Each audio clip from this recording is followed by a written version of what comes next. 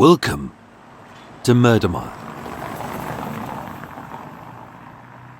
Today, I'm standing on Beak Street in Soho, W1. 5 doors east of the Soho Strangler's second victim. 3 doors west of William Stoltz's penile dismemberment. Opposite the last sighting of Ginger Ray in the Sun and 13 Cantons pub. And the death of the one-legged deadbeat. Coming soon to Murder Mile. Just shy of Carnaby Street sits 61 to 63 Beak Street. A 5-storey business premises which is now sitting dormant. In the 100 years since this building has stood, it's been a bar, a restaurant, a nightclub, a gallery, a newsagent, a fishmonger's, a brothel, a film company, a porn distributor's, and even a coffin maker's. No one lasts long here. It's almost as if some meat has been left behind the radiator to fester. The place has been infested with rodents, or the spectre of crime and corruption hangs over it like a foul stink. Back in 1972, this was the home of Glamour International, an exclusive West End escort agency which supplied a slew of beautiful girls for wealthy businessmen to take out to dinner, and nothing else. According to its unnamed owners, it wasn't a brothel, it wasn't a front, the women weren't prostitutes, and the bosses weren't corrupt. It was just a legitimate business, unfairly targeted by hired assassins. On Tuesday the 21st of March 1972, at 7:15 p.m, 2 businessmen, Joe Wilkins and Wally Birch, were shot in the reception of Glamour International. But was that a warning, mistaken identity, or a failed hit? My name is Michael, I am your tour guide, and this is Murder Mile. Episode 262, Guns, Girls, and Glamour.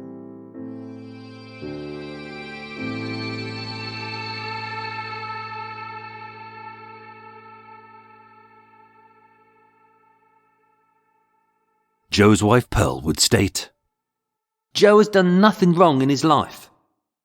They got him because he was successful. I'm angry at everyone for doing this to Joe. The rumours about him and what he does are all wrong.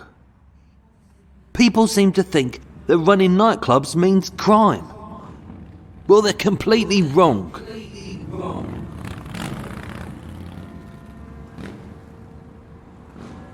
Joe was said to be the king of Soho.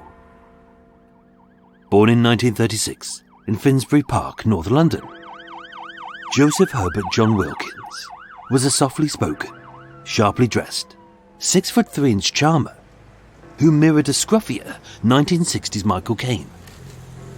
And as befitting a self-made businessman, he wore shiny winkle pickers, pricey camel coats, and sharp suits to complement his black-rimmed glasses and his slightly receding hairline.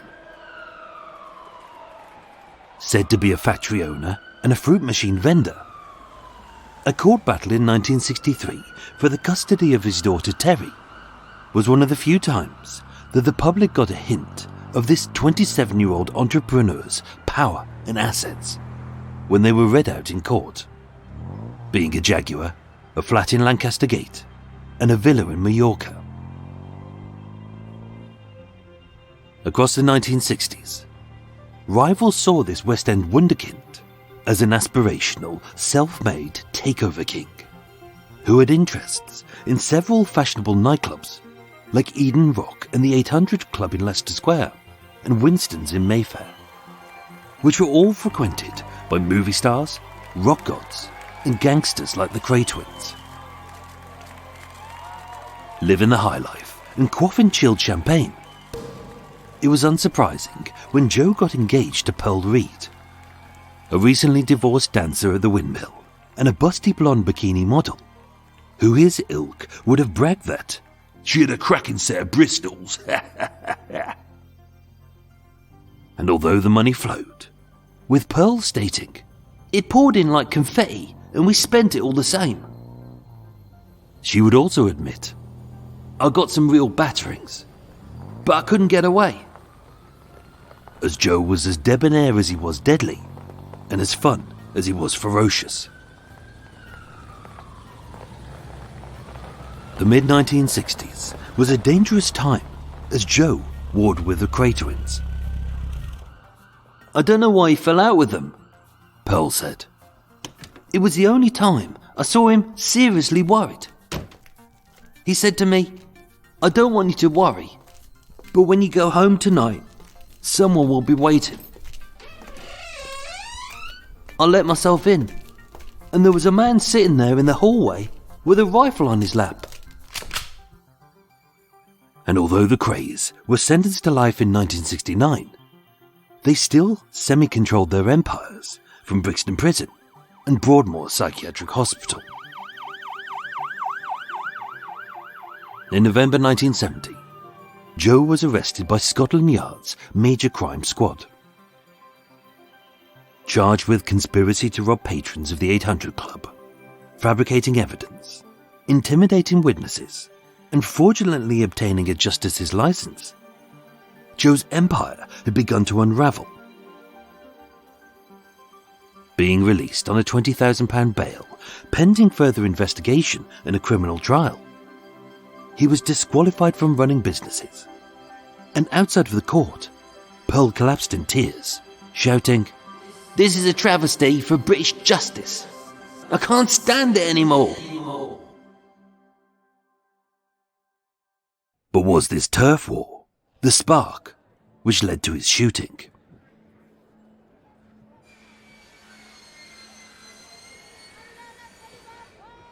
In January 1972, Glamour International opened at 61 to 63 Beak Street in Soho.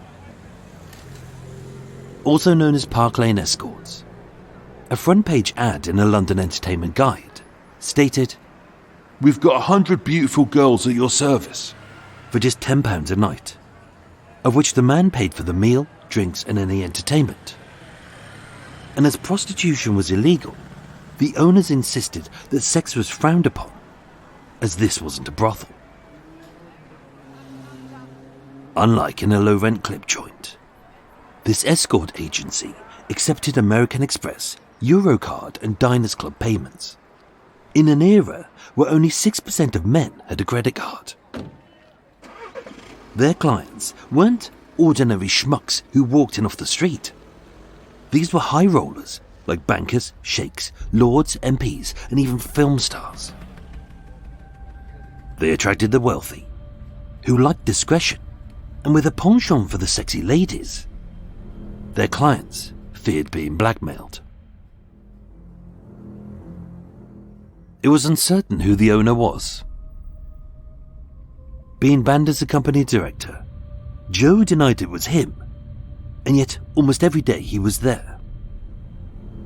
Some said his business partner Wally Birch ran it, but he said that he didn't. And although Peter Utal, an ex-PR agent, was said to be a partner, the paperwork was suspiciously vague. On Tuesday the 21st of March 1972, at around 7 p.m, Joe and Wally arrived at the escort agency that they didn't own, to either discuss business, or according to Pearl, to plan to use the premises for our wedding party. Sat in the ground floor reception room with Peter. At roughly 7:15 p.m, 2, 3, or either 4 masked men burst in.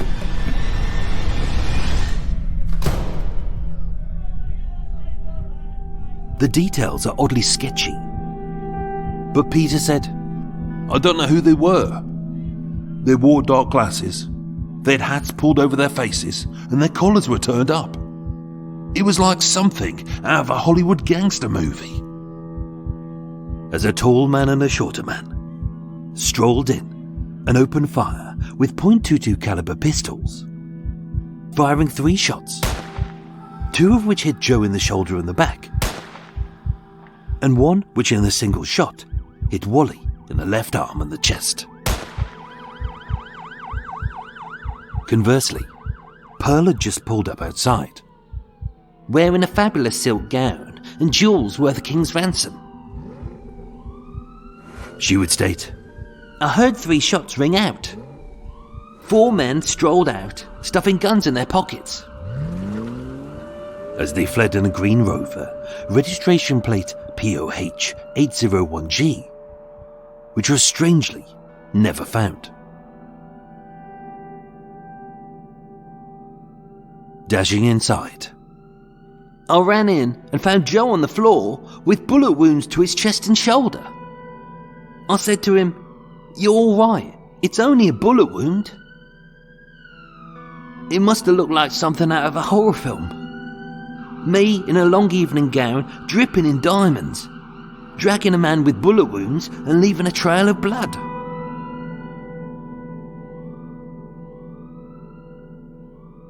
There were 10 witnesses to the shooting, but none were ever found.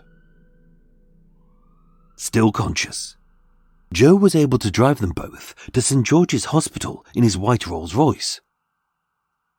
And although they didn't know who'd shot them or why, Peter would state, "It's got nothing to do with protection or other escort agencies." None of them called the police on this seemingly random case of possible mistaken identity.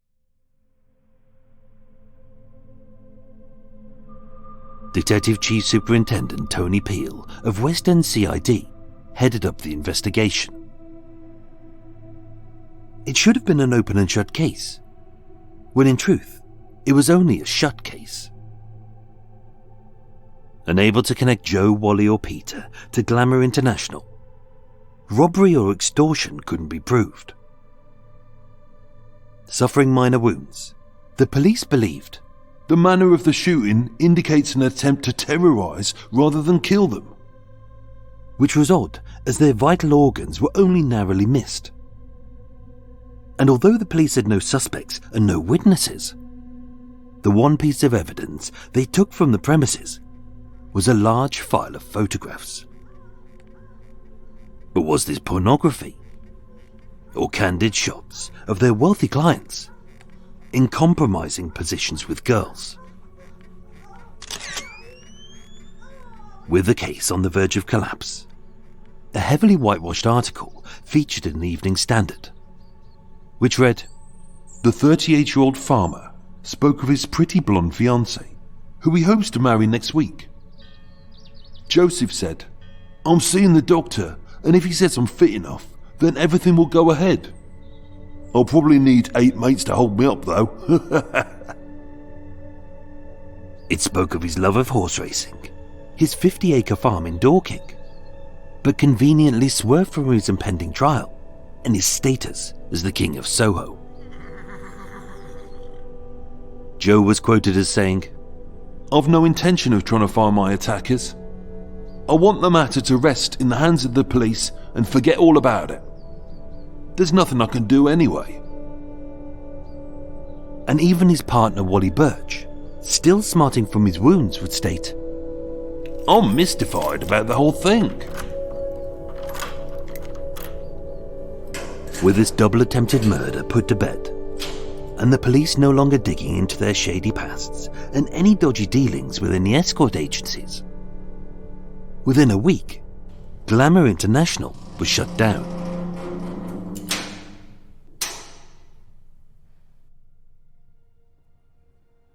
But just as quickly, 4 new ones popped up, none of which Joe was said to own.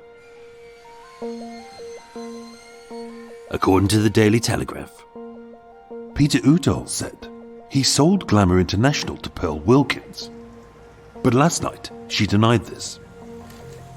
Pearl said, "This is quite untrue. Peter sold the premises lease to Wally," which Wally denied. "But there was no escort business to buy because Peter took all the girls and he destroyed the records of the clients before he left," which any honest businessman would do. From his flat in Berkeley Mews, Peter, Joe's business partner, set up 2 new agencies, Mayfair Escorts and Berkeley Escorts, which directory inquiries had no record of, and which adverts in Where to Go magazine would state, "Berkeley Escorts speak your language beautifully. Discretion is our motto." As his agency Hired foreign girls as British clients liked something different. Only when quizzed about how he shipped the girls into the country, he'd claim, "We don't cooperate with any other agencies abroad or in this country. I don't see the point in sending girls to London from Germany for escort work. It makes no sense financially."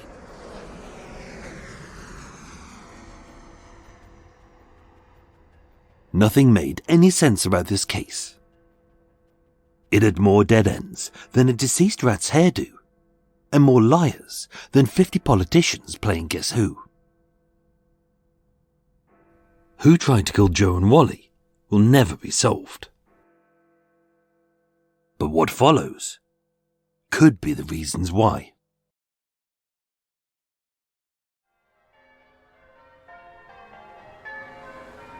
Later that year, Joe married Pearl, and their reception featured a who's who of Clubland faces, including Detective Chief Inspector Joseph Blakeney, a disgraced CID officer who visited Joe at his farm, at his clubs, and at his request, in prison. He admitted his friendship with Joe and claimed, "Wilkins helped the police in investigations, which could have led to one of the biggest seizures of cocaine in Britain." Only it didn't. On the 1st of March 1973, at the Old Bailey, Judge Cusson QC heard the case against Joe Wilkins, his solicitor Michael Ostwind, and another disgraced police officer, Detective Sergeant Ronald Dial, charged with conspiracy to rob patrons at the 800 Club and plotting to influence witnesses in the criminal trial. All three were acquitted, as the judge saw insufficient evidence to support these allegations, which of course Pearl hailed as a great victory for them and the infallible British justice system.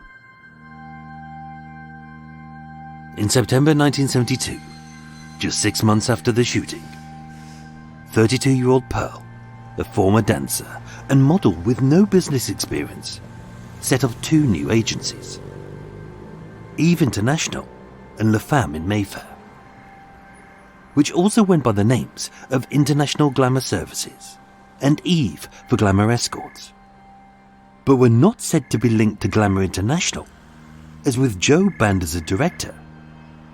Apparently, he owned none of them. As owner, Pearl spoke of the agency's legitimacy, saying, "Most of the girls have day jobs. You know, receptionists, secretaries. One is reading for the bar. The client pays £12.50 plus VAT. We pay the girls £4. And the girls like to do the work because they get to meet nice people and they get a free dinner from the client." As for sex, Pearl said, "I run my business 100% straight. My girls are not allowed to entertain in flats or hotel rooms. And if we find out that any of them have been doing this, we get rid of them immediately. We ask the girls in advance if they have any convictions for prostitution or likewise, and if they do, we don't take them." For a year, both agencies raked in the cash, until May 1973, when West German businessman Hans Ulrich Ullhoff was tried in a Munich court, accused of living off the immoral earnings of prostitution.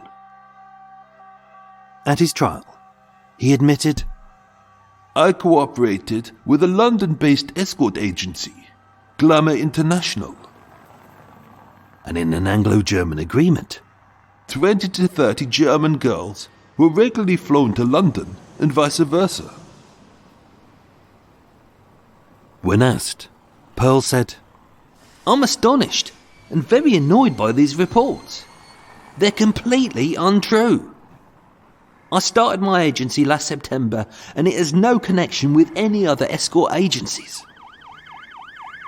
At the trial, when Peter Utel was named, he claimed, "I don't know anything about any tie-up between Glamour International and any Germans. This must have happened after I sold the business." Only the trial wasn't just about sex. It was also about money and blackmail. The Hamburg newspaper Bille am Sonntag reported, Pearl dismissed 2 German girls last February after complaints from clients. Pearl said, "These 2 girls, named Julia and Heidi, may have been planted by a rival agency to blackmail a client. I hired them because they were both terribly glamorous." The paper also claimed, Pearl took over an agency named International Glamour Services, which employed a Mrs. Nora Levy, one of the call girls involved in a scandal. although Pearl would deny knowing a Mrs. Levy. Neither Pearl nor Joe, as on paper the agencies weren't his, gave any evidence at the Munich trial. But in an odd similarity to the shooting at Glamour International, German police also removed a large file of photographs. Hans-Ulrich Ulhoff, who they all denied knowing, was accused of taking pornographic photographs of children, as well as hostesses in compromising positions with clients.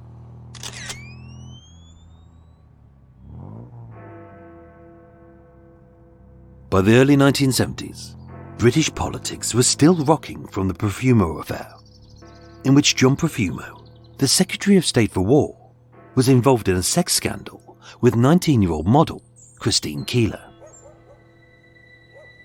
On the 9th of May 1973, at around the time of the Munich trial, Lord Lambton, the former 6th Earl of Durham and the current Defence Under-Secretary for the RAF in Ted Heath's government, agreed to meet an escort for sex in her second-floor flat at Marlborough Mansions in St John's Wood, W9. Her name was Nora Levy. Born in poverty and convent-educated, Honora Mary Russell of Limerick learned to make a living beyond anything she could have dreamed of with her dark good looks. And by her 20s, she drove a Mercedes, she holidayed in the Seychelles, and she earned the equivalent of £24,000 a week. Her clients included a Greek shipping magnate, the Shah of Iran, a former Lord Mayor of London, the oil tycoon John Paul Getty, who she said asked me to wear a white robe and to lay in an open coffin for an hour as he stared at me, and a whole host of rich and powerful men who many worried could be blackmailed by foreign agents. That night, as arranged through the escort agency, Lord Lambton had a kinky sex session with Nora and a second call girl called Kim Pinder. It was a little dalliance he partook of to quell his daily stresses. Only he would have no idea that perched behind a peephole was a photographer taking photographs, 8mm film, as well as a microphone which was hidden inside a teddy bear's nose, which recorded the audio. The Sunday People and the News of the World all denied supplying photographic equipment, and with it felt that the whole affair was a national security risk. 2 weeks later, Lord Lambton resigned, and having had her assets confiscated and receiving death threats, Nora fled to Canada with her husband Colin, unaware that it was him who had taken the photographs, ruined her life, and sold them to the tabloids. But was this planned by the escort agency?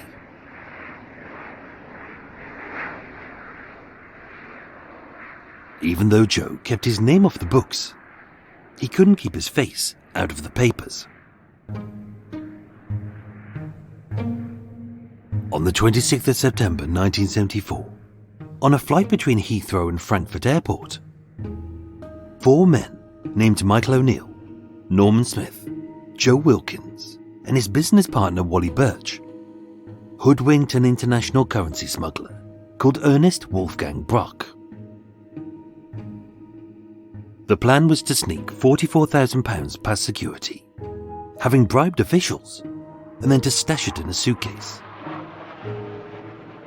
But when Ernest arrived in Frankfurt, another switch had been made and the case was empty. When Ernest called to complain, Joe said, "Well, I've done my part. Something must have gone wrong at your end." denying that he'd swindled him. And yet barely a few weeks later, the unnamed wife of one of the accused opened 2 bank accounts at Selfridges with £6,000 in used banknotes.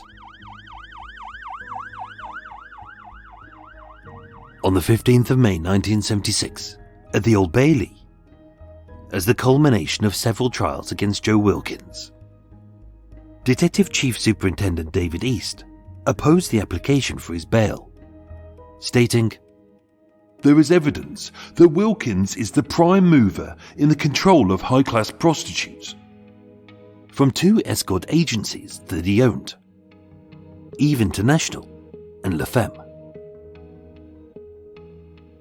When questioned in court, he denied this. And Pearl, who was said to be the owner, claimed, "I acted more like a receptionist. I hadn't worked for an agency before, and I haven't been a hostess or an escort myself." At the trial, her counsel Jean Southwell QC asked, "It has been suggested that you, with others in the dock, knew this was a front for prostitution." At which Pearl replied, "No, that's not true." Convicted on the 30th of March 1976 of living off prostitution and running the agencies while bankrupt, having spent 2 years on remand while awaiting trial, 1 month later, Joe Wilkins was released from prison. Appealing his sentence for operating a vice racket through several West End agencies, his conviction was overturned, as a police report which linked him to gangsters and organised crime, seedy clubland deals, and the corruption of women had prejudiced the jury's opinion. Joe Wilkins wasn't innocent, and he wasn't acquitted, but he was released on a minor technicality of the law.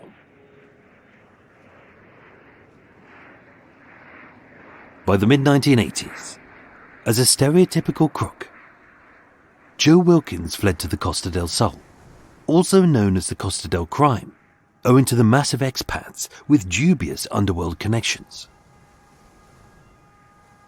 In 1985, arrested in connection with a £500,000 fraud, 49-year-old Joseph Herbert John Wilkins was formally identified by 2 scars to his shoulder and his back, having been shot in 1972 at the Soho offices of Glamour International.